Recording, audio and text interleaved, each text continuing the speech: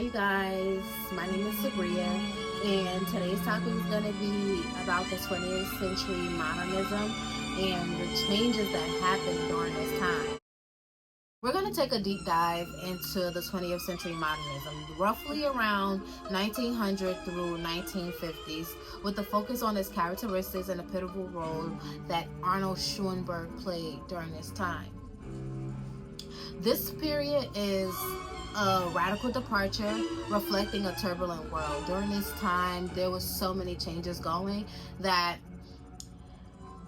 honestly, this was, I think that a lot of people just was looking for change and didn't expect it in the ways that it came, but this change really set the foundation for a lot that, for honestly, I would say all that we have today. The breaking of the boundaries, the rise in technology.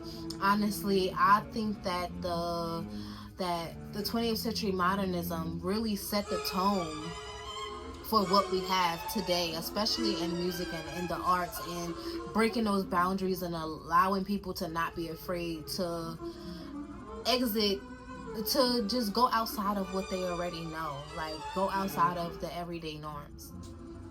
So during the 20th century, during this time, they went through a profound historical and societal uphill time. The crucible of modernism is shattered optimism. During this time, technological accelerations were very advanced for the people of this time. The scientists were thinking so out of the box that it really altered people's perspective on life during this time, honestly. And then also you have the social and cultural period that also changed too. So we're just going to go and take a quick look at what happened in history during this time. So the turn of the 20th century initially held promise, but this quickly gave way to profound disillusionment. Two devastating world wars, World War One, which happened between 1914 and 1918, and then you also have World War Two, which happened between 1939 and 1945. The Great Depression, which happened between 1929 and 1939. And the rise of totalitarian regimes fundamentally shattered the optimistic linear views of progress inherited from the Enlightenment and Romantic eras. Artists often felt a need to break with tradition because the old ways of expressing beauty and order no longer seemed to fit the chaotic reality. And honestly, I agree wholeheartedly. This era saw an explosion. So with the technological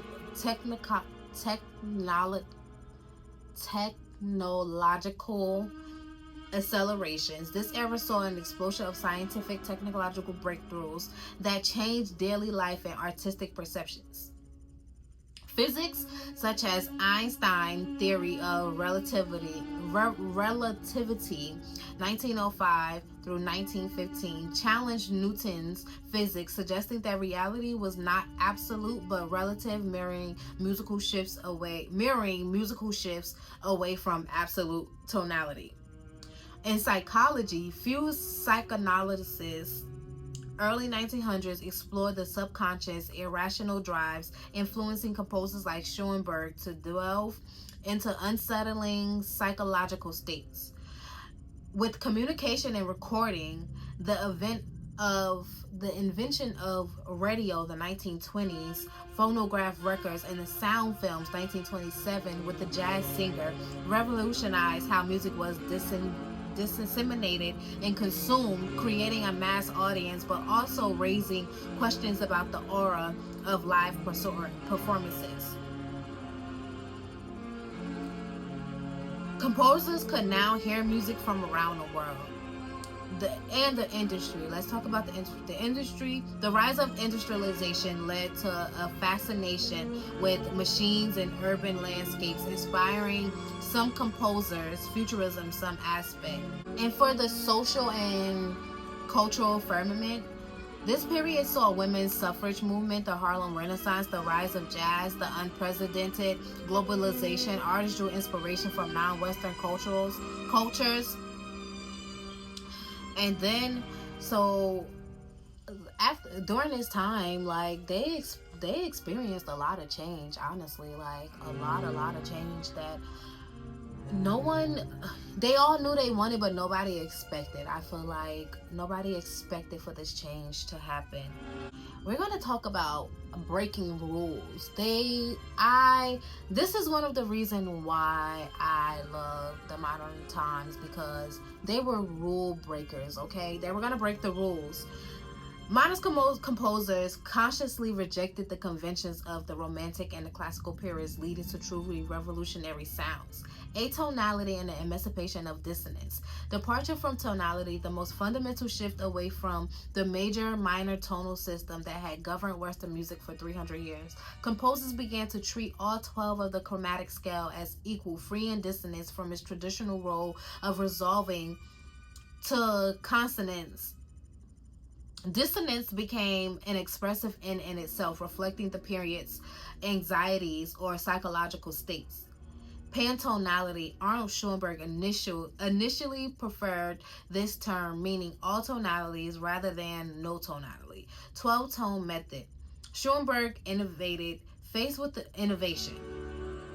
The 12-tone method.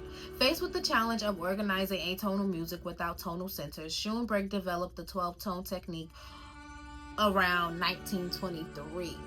The highly systematic method uses a specific ordering of all 12 chromatic pitches as the basis for a composition, ensuring all notes are used equally and preventing any single note from becoming a perceived tone. Rhythm. Polyrhythm, multiple independent rhythm patterns performed simultaneously. Polymeter. Rhythm became complex and irregular. Polyrhythm, multiple independent rhythmatic patterns performed simultaneously. Polymeter, the simultaneous use of two or more different meters. Changing meters, frequent shifts in time signature with the piece of creating an unpredictable and unsettling feel. We have the expanding of melody and texture. Melodies often feature wide angular leaps and irregular phases, making them less singable or predictable compared to romantic melodies. I don't know why I did that. Klangfarben melody, also known as tone color melody. Schoenberg and his students explored this concept where the melody is not just in the pitch changes but also in the successive shifts of instrumental timbre. We also talk about the instrumental techniques that were created during this time.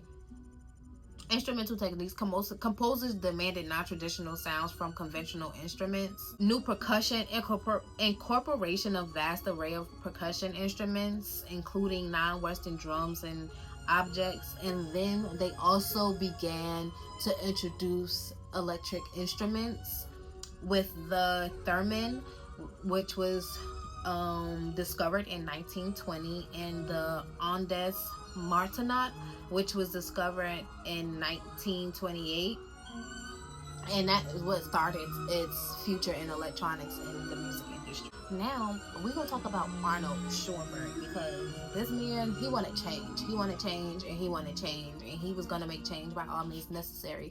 And he said, I don't play an instrument, but I got the ears for it, and we need something different in this music world, because he was not with it at all. Like, Arnold Schoenberg, he was the definition of, like,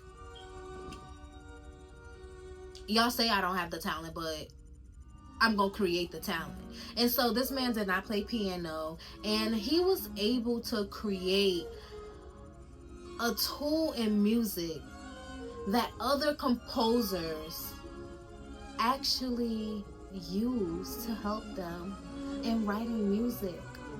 And it was actually a crucial part of the music industry as time went on, actually. Schoenberg, the architect of a new sound, he began his career rooted in lush, chromatic, late romantic style.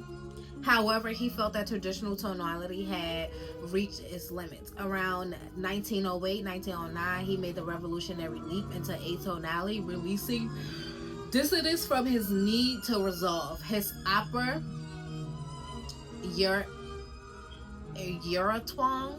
Eurytongue, also known as Expectations, 1909, is a prime example of his expressionist atonal period, exploring extreme psychological states. The 12-tone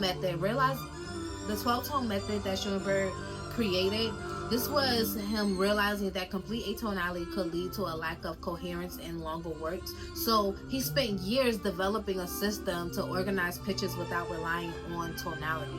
The 12-tone method perfected around 1923 assigned a specific 9-repeated order to the 12 notes of the chromatic scale. This row and its inversions, retrogrades and retrograde inversions, provides the melodic and harmonic material for the entire pieces.